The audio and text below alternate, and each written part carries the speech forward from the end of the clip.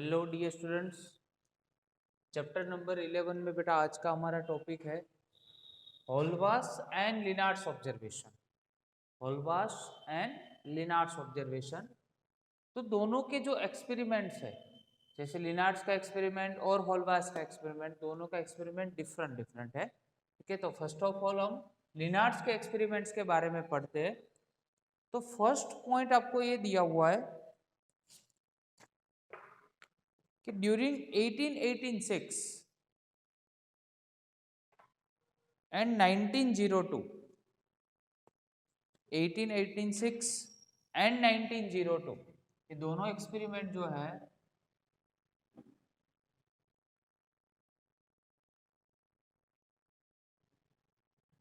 During 1886 to 1902 के बीच में हुआ है।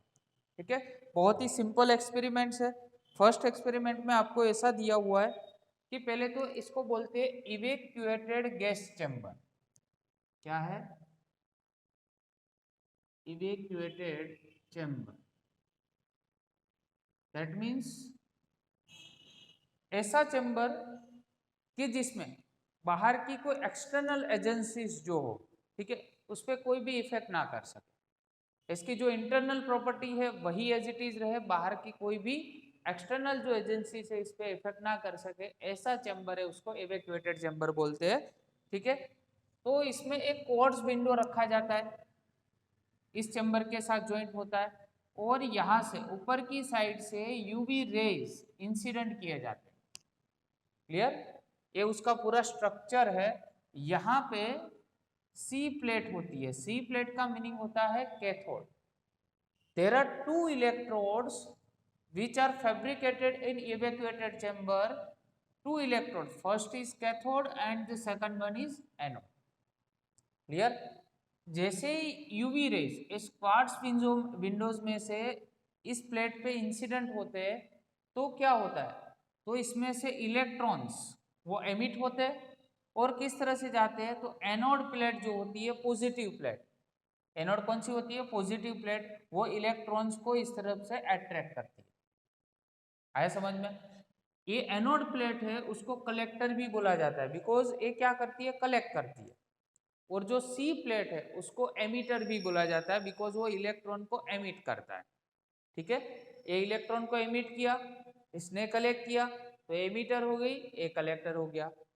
तो जैसे इलेक्ट्रॉन का फ्लो हुआ, और दूसरी बात, इलेक्ट्रॉन का जैसे ही फ्लो होता है तो उसमें से क्या करंट जनरेट होता है, और दोनों जो इलेक्ट्रोड्स है उसके अराउंड हमने यहाँ पे पोटेंशियल डिफरेंस तो प्रोवाइड किया ही है बैटरी थ्रू। ठीक है, और रियोस्टेट है, जिससे हमें कोई रेजिस्टेंस चेंज करना हो तो कर सकते हैं, उसके अकॉर्डिंग उसमें करंट भी चेंज हो सकता है एज पर ओहम्स लॉ। ठीक है, तो बहुत ही इजी थ्योरी है, कॉन्सेप्ट भी सेम है। क्वार्ट्ज विंडो थ्रू बेटा क्या हुए, यहाँ पे यूवी रेज यहाँ पे इंसिडेंट हुए। ठीक है, तो इसमें से इलेक्ट्रॉन्स एमिट हुए, और ये दो जो इलेक्ट्रोड्स है उसके बीच में हमने यहाँ पे पोटेंशियल डिफरेंस भी अप्लाइड किया। ठीक है, और ये रियोस्टेट है, तो रियोस्टेट जो इसलिए कि इसको वेरिएबल रेजिस्टेंस बोलते हैं, तो अगर आप यहाँ से रेजिस्टेंस चेंज करना चाहते हो तो कर सकते हो। आया समझ में? तो इस तरह से आप इलेक्ट्रॉन को एमिट कर सकते हो, इसलिए ए वाला जो इलेक्ट्रोड है उसको एमिटर बोलते हैं, और ये जो इलेक्ट्रॉन्स है, नंबर ऑफ इलेक्ट्रॉन्स जो यहाँ से एमिट होते हैं, इसको एक कलेक्ट करता है, इसलिए ये जो इलेक्ट्रोड्स है उसको क्या बोलते हैं? हम कलेक्टर बोलते हैं। आया समझ में? तो इस तरह से जो लिनार्ड्स का फर्स्ट एक्सपेरिमेंट है। क्लियर? बट यहाँ पे एक बात याद रखो, when ever you stops the incident of UV rays on the plate of the cathode, या तो एमिटर की प्लेट पे अगर यूवी रेज आपने इंसिडेंट करना बंद कर दिया तो उसमें से इलेक्ट्रॉन इसमें से फ्लो नहीं होगा, तो जो करंट फ्लो हो रहा था पहले वो क्या हो जाएगा? स्टॉप हो जाएगा। आया समझ में? और जितना यूवी रेज की इंटेंसिटी आप बढ़ाते जाओगे उतने नंबर ऑफ इलेक्ट्रॉन्स है वो भी क्या हो जाएंगे? इसमें से इंक्रीज होते जाएंगे, और यहाँ से आपको इतना करंट ज़्यादा मिलेगा। ये था Lenard's experiments. Now move on to the second experiments which is वोल्वास। देखो, वोल्वास का जो एक्सपेरिमेंट है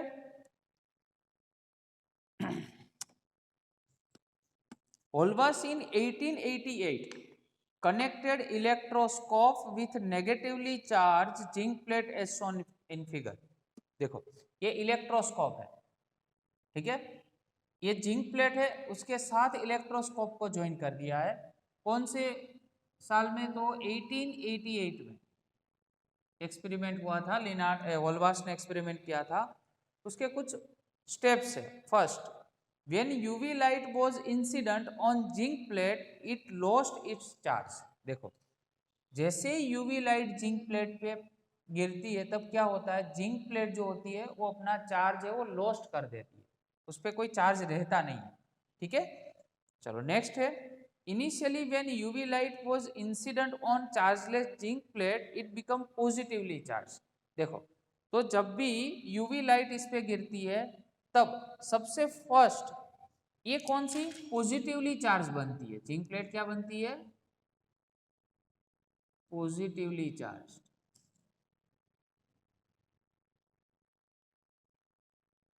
clear?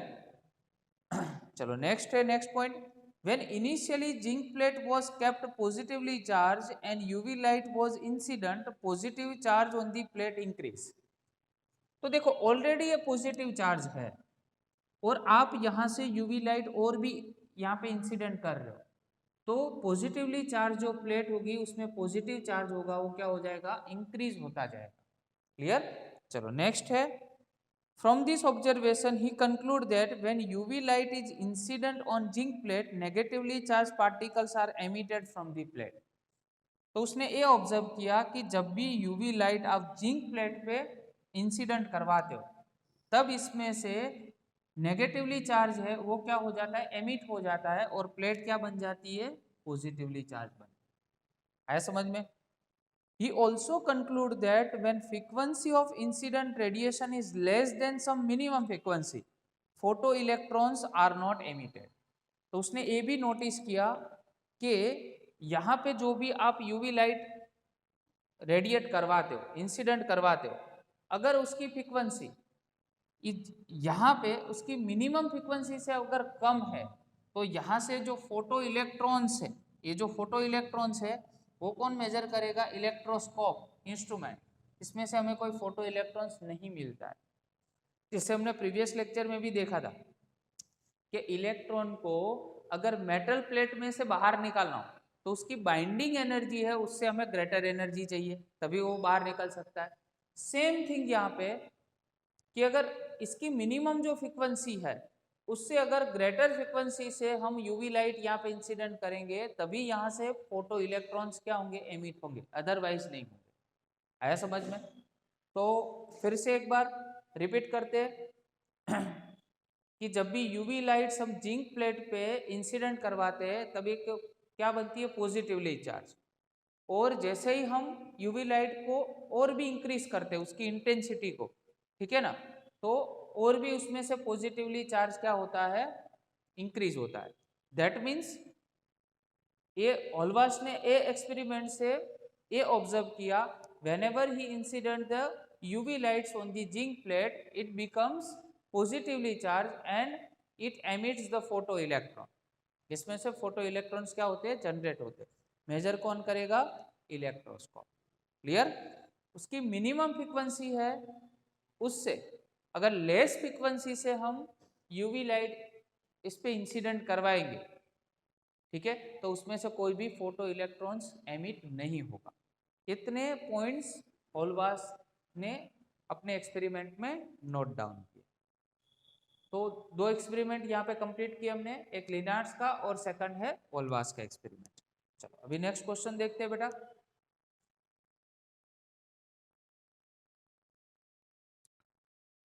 Define threshold frequency, on which factors threshold frequency depend.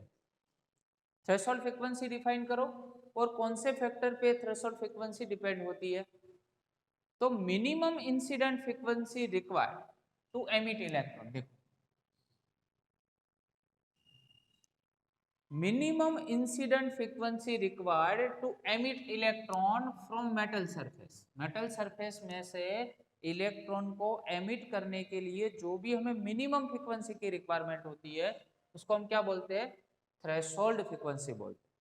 ठीक है, उसका मैं एक आपको एग्जांपल देता हूँ, थोड़ा प्रैक्टिकल एग्जांपल। कि मान लो कि आप जब अपने घर पे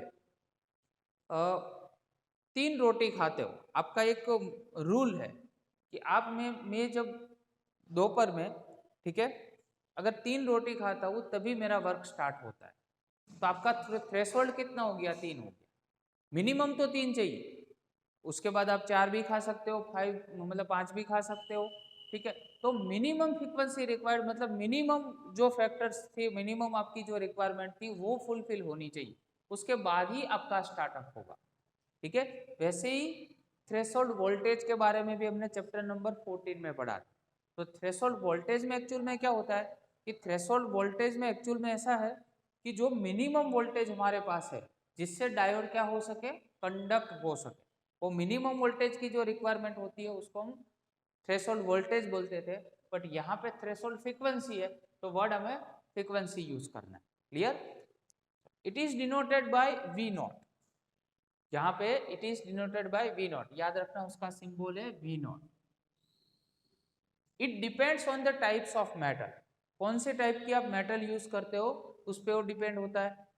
उसके बाद याद रखिए zinc, cadmium, magnesium, threshold frequency lies in ultraviolet reason.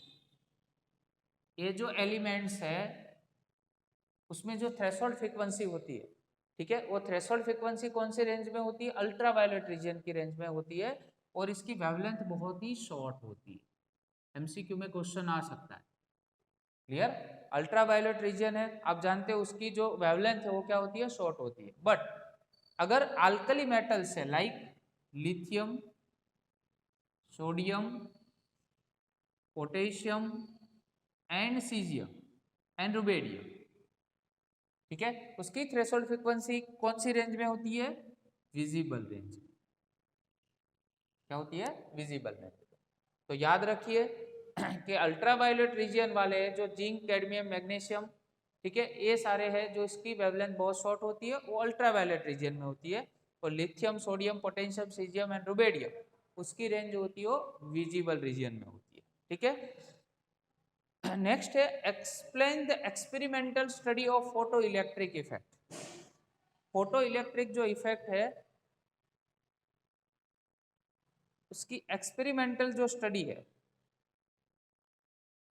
उसके बारे में एक्सप्लेन करो। तो सेम आगे जो हमने लिनार्ड्स का एक्सपेरिमेंट देखा था उसके सेम उसका टाइप का ही है, बट यहाँ पे थोड़ा सर्किट में चेंजेस है, बाकी सब वही कंसेप्ट है। देखो यहाँ पे भी क्वार्ट्ज विंडो है, एक कौन सा है? इवेक्यूएटेड गैस चैम्बर है, 2 इलेक्ट्रोड्स लिखने हैं आपको। एक इलेक्ट्रोड कौन सा है? सी है, जहां से इलेक्ट्रॉन एमिट होते हैं, इसको इसलिए उसको एमिटर भी बोलते हैं। ठीक है, यहाँ पे क्या है? एनोड। एनोड क्या करता है? ये इलेक्ट्रॉन जो है वो इसको अट्रैक्ट करता है, जो यहाँ पे इलेक्ट्रॉन एमिट होते हैं उसको क्या करता है? अट्रैक्ट करता है।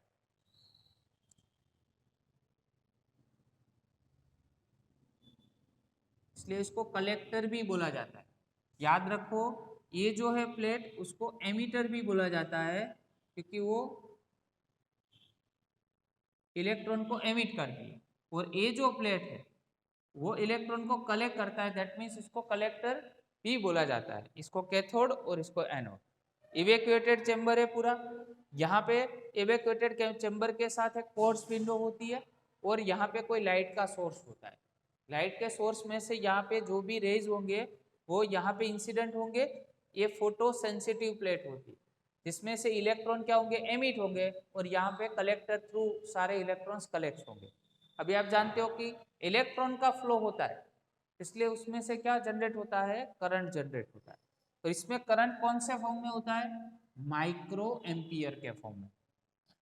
अभी यहाँ पे जो सर्किट है वो सही से देखो, पहले ये वायर जो यहाँ पे जा रहा है, यहाँ पे क्रॉस सिंबल बताया, ठीक है, और यहाँ पे जो है ये जो मैं हाईलाइट कर रहा हूँ इसको जंपर बोलते हैं।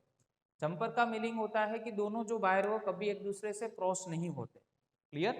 तो ये जो वायर है वहां से जंप होके दूसरे टर्मिनल में जब जाता है, क्लियर, तो यहाँ पे जो माइक्रो एम्पियर के फॉर्म में जो करंट जनरेट होता है वो हमें माइक्रो एमीटर के फॉर्म में यहाँ पे दिखता है। आया समझ में? चलो, यहाँ पे जो वोल्टेज की बैटरी है वहां से कोई ना कोई पोटेंशियल डिफरेंस आप यहाँ से प्रोवाइड कर सकते हो। ये पॉजिटिव और ये नेगेटिव टर्मिनल है, तो पॉजिटिव और नेगेटिव टर्मिनल से जैसे ही आपने यहाँ पे वोल्टेज प्रोवाइड किया, ठीक है, तो कम्यूटेटर थ्रू यहाँ से आप दोनों को स्विचिंग कर सकते हो। क्या कर सकते हो? स्विच कर सकते हो इस वोल्टेज को। जैसे मान लो कि अगर इसको कनेक्ट आपको यहाँ पे करना है, तो इस टर्मिनल को यहाँ से कनेक्ट कर दिया, ये सेकंड टर्मिनल है, इसको यहाँ पे कनेक्ट कर दिया, ये दोनों यहाँ से कनेक्ट हो गए और यहाँ से करंट फ्लो होने लगा। ठीक है, मतलब दोनों को यहाँ से आप स्विच कर सकते हो। ये रियोस्टेट दिया हुआ है, रियोस्टेट का मीनिंग है आप रेजिस्टेंस को भी क्या कर सकते हो? चेंज कर सकते हो। क्लियर? तो याद रखो, ये कम्यूटेटर है वो one kind of switching elements है, तो स्विचिंग एलिमेंट थ्रू आप दोनों को स्विच ऐसे कर सकते हो। क्लियर? तो एक्सपेरिमेंट वही है, जस्ट यहाँ पे थोड़ा डिफरेंस है। कम्यूटेटर जो आपको लगाया है वहां से आप स्विचिंग कर सकते हो, स्विचिंग मॉड्यूल है यहाँ पे। क्लियर? चलो, सेम थिंग अगर आपने सी प्लेट पे